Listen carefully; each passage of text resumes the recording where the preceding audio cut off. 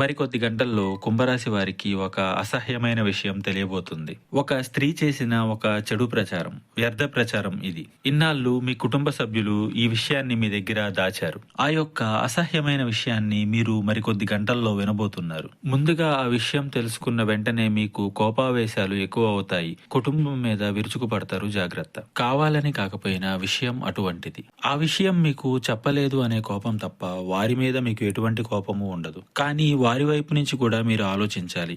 ఈ విషయాన్ని మీకు తెలిపి మీ మనసు బాధ పెట్టడం ఇష్టం లేక మీకు చెప్పలేదు. ఆ యొక్క స్త్రీ వేసింది ఒక అసహ్యకరమైన నింద. మీ పని విషయంలో కాదండి, మీ యొక్క పర్సనల్ విషయంలో వేసిన నింద. ఆ యొక్క నింద ఇది అని చెప్పలేకపోయినా ఆ యొక్క నింద యొక్క సారాంశం మిమ్మల్ని తక్కువ చేసి చూడడం, అలాగే మిమ్మల్ని తక్కువ చేసి చూడడమే కాకుండా మిమ్మల్ని సమాజంలో ఎందుకు పనికిరారు అన్నట్టుగా చిత్రీకరించే ప్రయత్నం అది. ఆ యొక్క ప్రయత్నాన్ని భగవంతుడే తిప్పికొట్టాడు.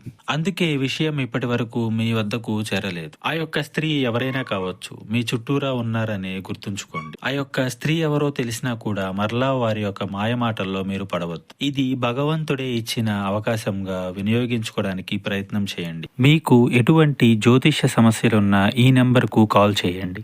భార్యాభర్తల సమస్యలు, సంతాన సమస్యలు, స్త్రీ పురుష వశీకరణం మరియు ఆర్థిక సమస్యలు, ఎటువంటి సమస్యలకైనా పరిష్కారం చూపబడును. గుప్త నిధులు తీయబడును. నమ్మకంతో కాల్ చేయండి. 3 రోజుల్లోనే పరిష్కారం చూపబడును.